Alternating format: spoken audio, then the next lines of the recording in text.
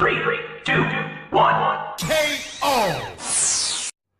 네, 유튜브 시청자 여러분 안녕하십니까? 기류의 사람 인생연구소 기류의 사람 랩 인생강사 이지환입니다. 네, 안녕하세요.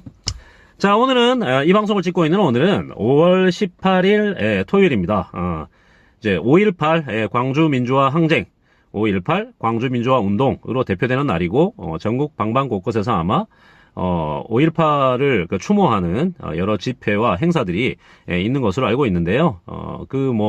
어떤 여타 정치적인 어떤 이런 생각을 떠나서 일단은 5.18 때 돌아가시고 희생되신 분들에 대해서 먼저 이렇게 가슴으로 이 날을 느껴보고 싶다는 생각을 좀 드리고요. 저는 이렇게 생각합니다. 인생강사 이지환은 세상에 일어나는 어떤 일들도 분명히 원인이 있기 마련이고, 그리고 인과관계가 있기 마련이고, 그리고 어떤 우리가 나와 있는 결과를 해석할 땐 그 결과에 대한 먼저 원인을 먼저 짚어보고, 그 다음에 그 이후에 그걸로 인해서 이제 어찌어찌 된 것들을 순서를 따져봐야 된다. 저는 이제 그렇게 생각하고 살거든요. 물론 이제 각자 인생은 좀 다를 수가 있을 것 같아요. 예를 들어서 5.18의 경우에도 제가 생각하는 건 5.18에 그것이 전두환이 시켜서 했냐, 아니면은 북한군이 거기 있었냐, 간첩이 있었냐, 아니면은 그거 외에도 이제 책동 세력 이런 것들이 한 거냐, 선량한 시민이 우리나라 군인들한테 죽거나 다친 게 아니고, 그 안에 있는 자신들의 뭔가로, 그것 때문에 자기들끼리 싸우다가 그렇게 된 거냐. 정말, 정론으로 받아들여지는 것들도 있고, 그리고 또 이제 어떻게 보면 한쪽에서 볼 때는 이건 터무니없잖아. 라고 생각하는 수많은 이야기가 하나의 결과를 놓고도 설왕설래가 많고, 아직까지도 논란의 여지가 많이 있잖아요. 근데 그런 것들이 이제 어떤 정치 세력들이 어느 하나의 이제 사건을 자신들한테 유리하게 이용하기 위해서 그렇게 이제 더 씌우고 포장하고 또 이렇게 왜곡하는 경우도 있을 수 있을 것 같은데요. 자, 그건 그거고 5.18 때 무고하게 희생된 시민들에 대해서, 국민들에 대해서 우리가 다른 건 다 차치하고 그 부분만큼은 우리가 애도하고 슬퍼해 드려야 되는 게 맞다고 생각을 해요. 근데 그게 이제 우선순위다라는 생각이 좀 들고요. 자, 오늘은 지난번에 했던 시리즈 중에서요, 오늘 좀 가볍게, 근데 모르겠어요. 오늘 제가 말씀드리고자 하는 내용이 이게 가볍지는 않은 것 같은데. 자, 아무튼, 10분 맞짱, 시간에 역사 비틀어보기 2탄을 한번 해볼까 합니다. 자, 역사, 다시 보기 아니고요. 역사, 이렇게, 다시 해석하기라든지, 역사 되돌려보기 이런 거 아니고요. 역사 비틀어보기니까 제가 드리는 말씀이 옳다고 생각하시는 분도 계실 수 있고, 아니면은 내 생각은 달라라고 생각하시는 분도 계실 거라고 생각합니다. 근데 그냥 비틀어보는 거니까요. 비틀어보는 거니까 그냥 말씀을 들어주시면 좋겠다. 그냥 참고 삼아. 저런 생각도 있구나. 이 정도. 자, 오늘 제가 다룰 인물은요, 이승만 대통령입니다. 이승만 대통령. 우리가 일반적으로 이승만 대통령에 대해서 알고 있는 것을 제가 쭉 그냥 나열해드리면, 우리나라 초대 대통령이셨고요. 그리고 건국의 아버지라고 불리고 있고, 그쵸? 그리고 지금 이제 국립현충원, 동작동, 서울 동작동, 국립현충원에 거기에 모셔져 있고, 4.19 의거로 본인이 하야하시고, 그 다음에 하와이로 망명하셨다가 아무튼 돌아가셨고, 이런 것들을 좀 아실 것 같아요. 근데 제가 이제 이승만 대통령에 대한 이야기를 해드리려고 하는 건, 자, 그냥 드러내놓고 저는 결론부터 말씀을 드릴게요. 저는 이승만 대통령은 현충원에서 나오셔야 된다라고 생각하는 사람 중에 한 명이에요.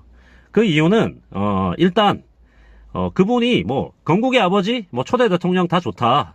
그리고 그 이전 상황까지 다 이야기하기에는 시간이 좀 부족할지 몰라서 10분 맞짱이니까 제가 볼 땐 우리나라를 위해서 공헌하신 것보다는 너무 많은 나쁜 일을 하셨다. 3.15 부정선거, 거의 이제 정치판의 부정선거라고 하는 것들을 처음, 그분부터 이제 시작했죠. 이승만 대통령이 직접 지시했든, 아니면 그 당시에 이제 그분 밑에서 기생하던, 이제 수많은 정치꾼들이나 아니면은 세상을 손쉽게 가지려고 하는 자들이 이승만 대통령을 이용했든 아무튼 상관없이 네, 그 시대에 너무 많은 불법과 그리고 부정선거 이런 것들이 자행되었고 오죽했으면 4.19 의거로 대통령이 쫓겨나는 상황까지 갔겠냐라는 건데 저는 이승만 대통령이 그 대통령 자격이 없었던 사람이라고 개인적으로 생각하는 사람입니다. 제 말씀에 반대하셔도 돼요. 제가 항상 말씀드리지만 반대할 수 있다. 왜냐하면 지나간 역사를 그냥 비틀어 보는 거니까요. 그러면은 어느 대목을 비틀어 보고 싶으냐? 해방이 되었을 때 이승만 대통령이 되지 않고 만약에 김구 선생님이 대통령이 되었다면 우리나라가 어떻게 되었을까? 그냥 한번 생각을 해보는 거죠. 근데 이 두 인물은요, 판이하게 다른 점이 있어요. 그 일반적으로 우리가 생각하는 건 물론 이 말씀도 논란의 여지는 있습니다. 논란의 여지는. 근데 김구 선생님 같은 경우는 너무 잘 아시잖아요, 그죠? 백범일지, 그 한 번 정도 읽어보셨는지 모르겠는데, 백범일지, 부터 시작해서 윤봉길 의사, 이봉창 의사와 얽힌 이야기, 그 다음에 안중근 의사의 어린 시절하고도 또 이렇게 동문수화가던 사이였고요. 이런 기타 등등, 그러니까 임시정부의 주석이셨고, 그 처음에 임시정부에서 이제 일종의 그 경호실장, 으로 시작하셔가지고 나중에 이제 주석까지 되시는 건데, 정말 많은 죽을 고비 다 겪으시고, 그리고 끝까지 임시정부를 지켜내시고, 나중에 이제 광복군까지 키우시다가, 미군이 히로시마 나가사키에 원자탄을 떨어뜨리며 일본이 이제 패전을 자인하면서 그 광복군 자체가 영광스럽게 우리나라로 들어오질 못했죠. 전쟁을 하지 못하고 한국에 들어오는 바람에 소위 말하는 본인들이 생각했던 자주적인 어떤 그 광복, 해방에 대한 꿈을 이루지 못하고 그 다음에 이제 아무튼 한국으로 들어오신 분이죠. 김구 선생님이신데, 자, 이승만 대통령은 어땠냐? 이승만 대통령을 보통 우리가 독립운동 하신 분으로 기억하시는 분들이 많은데요. 제가 알고 있는 사료에 의하면 이승만 대통령은 독립운동 하시던 분은 아니에요. 오히려 굉장히 정치적인 계산이 빨랐던 사람이고요. 시류를 읽는 능력이 되게 좋았고, 그러니까, 미국하고 이제 진작부터 이제 미국으로 유학을 가셨으니까, 미국에 가셔가지고 미국에서 되게 많은 그걸 하셨죠. 소위 말하는 로비 같은 걸 하셔가지고 미국에 좀 아는 사람들이 많은 상태에서 이제 그 독립운동을 하시는 척 하면서 사실은 교민들 돈 떼먹은 것도 많고 거기서 좋은 차 타고 다니시면서 폭주족 하시고 어떤 그 여자 유부녀하고 바람나서 이렇게 도망 다니셨나? 아무튼 재판도 하시고 아무튼 파란만장했던 젊은 시절 좀 소위 말하는 탕아. 근데 우리가 독립운동가로 잘못 알고 있는 경우가 굉장히 많고, 그리고 이제 이승만 박사라고 옛날 분들은 불렀거든요. 근데 그분은 박사학위가 없다. 박사학위가 있지도 않은 분인데 박사라고 불렀고, 아무튼 좀 그런데 좀 구린 분인데, 자, 이 두 분이 이제 광복이 되고 난 다음에 양쪽 진영의 거두로 이제 우리나라에 들어오시게 되거든요. 그 한쪽은 이제 김구 선생님을 위시한 쪽은 임시정부, 이쪽은 민족주의 계열이라고 얘기를 해요. 민족주의. 우리 민족은 하나다. 우리 민족은 우리가 자주적으로 해방을 하고 광복을 해가지고 우리나라를 되찾아야 된다라고 생각했던 민족주의 계열이라고 얘기를 하고요. 이승만 대통령의 이제 이쪽 계열은 민족주의보다는 그 당시 이제 시대를 좀 잘 읽어서 근데 그 시대를 잘 읽는다는 게 교과서에서 한 번 정도 보셨는지 모르겠는데, 신탁 통치라고 하죠? 신탁 통치. 해방이 되고 난 다음에는요, 우리가 그 시대를 살아보지 못해서 잘 이해가 안 될 수도 있는데, 그때는 민주주의다, 사회주의다, 공산주의다라는 것에 대해서 세상에서 판정이 나지 않았을 때예요.